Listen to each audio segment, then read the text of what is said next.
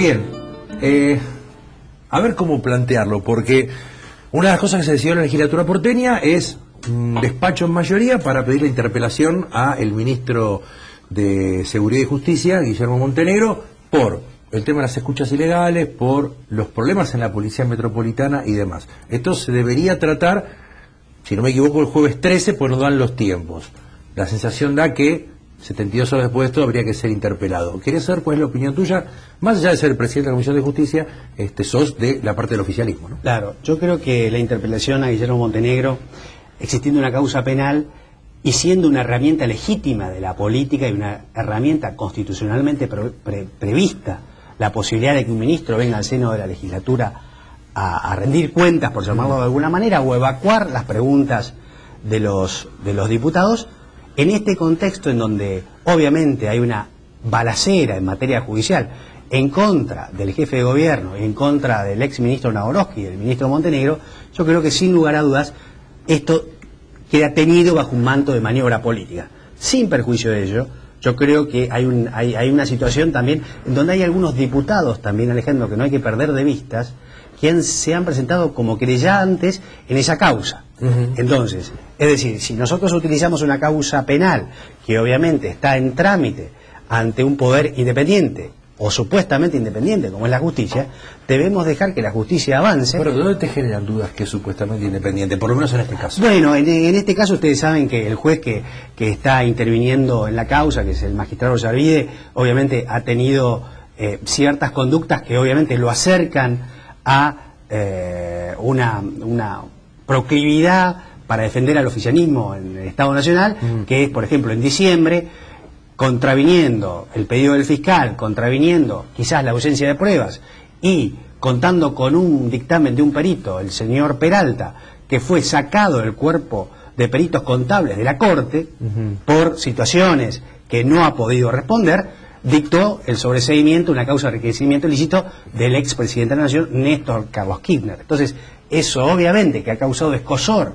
que inclusive el fiscal Estracera dijo que esto era un verdadero escándalo jurídico y que se han presentado recursos ante la Corte Interamericana de Derechos Humanos del Pacto de San José de Costa Rica. Es decir, son situaciones al menos que generan muchísima confusión y dan lugar a tejer muchas hipótesis. Entonces, y máxime que obviamente se presentó acá un recurso que lo presentó Montenegro respecto de la cierta situación procesal, cuando él fue fiscal, que hubo una situación quizás personal, de que obviamente estas cosas a veces suceden. Bueno, la Cámara entendió que no, ahora el ministro Montenegro recurrió a la Cámara de Casación, veremos en qué plazo esto se resuelve. Entonces hay una situación que por lo menos es crítica desde este punto de vista. Estimamos que siempre yo soy uno, y como presidente de la Comisión de Justicia, creo que los jueces tienen que mantener su independencia, es el poder más estable de los tres poderes en todo Estado, los jueces tienen que recuperar la dignidad, los jueces tienen que recuperar la confianza que la sociedad les deposita al designarlos en ese cargo, es un cargo de por vida, es un cargo que excepto circunstancias excepcionales, nadie los puede mover de la silla en la que están sentados de por vida. Entonces yo creo que el Poder Judicial, y creo que con esta Corte, que es una Corte ejemplar, que tiene en la historia de la República Argentina... Elegida por Kirchner. Elegida por Kirchner, que fue una de las buenas medidas que adoptó, con ministros jurídicamente intachables, personas de bien, que están muy formadas en derecho, que es la mejor garantía que como ciudadanos podemos tener,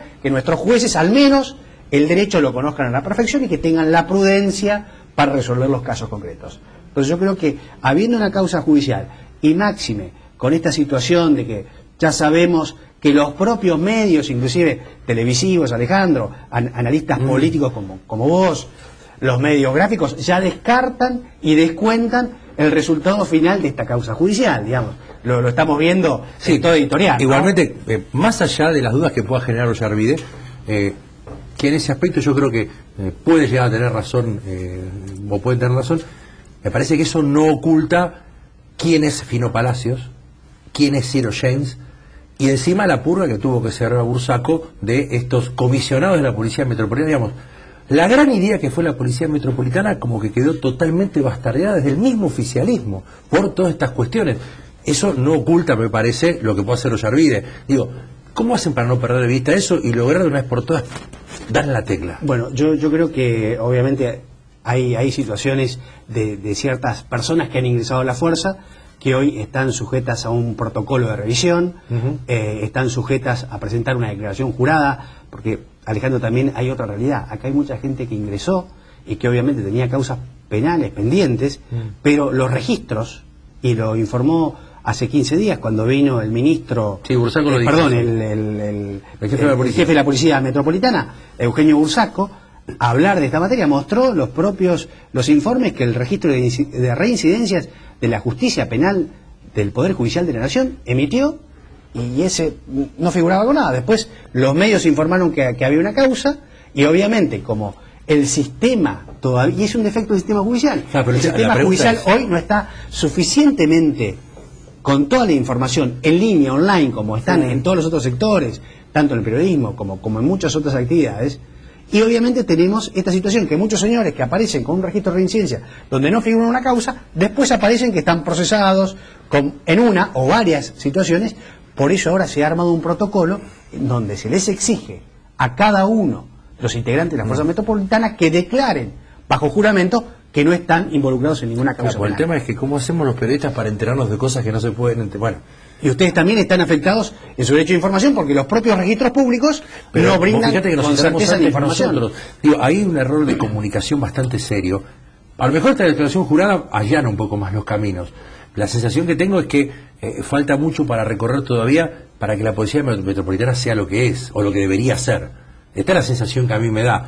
Y me parece que son las cosas que están teniendo que afrontar Macri, Montenegro y demás en la justicia hoy. Más allá del tema de las escuchas ilegales, que eso creo que va por un camino aparte de la Policía Metropolitana. Claro, yo creo que, Alejandro, esto obviamente es una fuerza nueva que se está formando, una fuerza que se forma nueva dentro de un contexto político muy complejo, muy adverso también para la propia germinación de la Policía Metropolitana. Esta es una evidencia. Obviamente la Policía Metropolitana va a disputar espacios que hoy están en manos de la Policía Federal. Esto obviamente genera, más allá de los acuerdos y protocolos que hay, pero la realidad es que genera presiones por todos lados. Y bueno, obviamente yo creo que si hay algunas cosas que se hicieron quizás no con la pulcritud que debieran haberse hecho, como por ejemplo legajos de personas que fueron admitidas o ingresadas a la fuerza, pero resulta que venían con una carga de varias causas penales, obviamente eso no estamos de acuerdo. Se inició ya la baja de muchos de estos personajes que están involucrados, los sumarios de otros, y así se irá avanzando para iniciar las purgas necesarias para obviamente mantener la decisión y la convicción política de que la Policía Metropolitana tiene que nacer con una matriz diferenciadora desde todo punto de vista. Esta autocrítica de vos me gustaría escucharla también otros funcionarios. Gracias como siempre, Gerardo, y bueno, seguiremos al tanto con el primer tema que estuvimos conversando, el del banco genético en la Ciudad de Buenos Aires, a ver cuándo finalmente se pueda discutir. Te vamos a mantener al tanto. ¿Cuándo crees que se pueda discutir? 20 segundos, se puede llegar a discutir en dictamen de justicia yo lo calculo en 15 o 20 días. Y en 60 días podría estar en el recinto. Gracias como siempre por la generosidad. Gracias, Alejandro. Nos encontramos si Dios quiere la semana que viene. Chao, gracias por todo.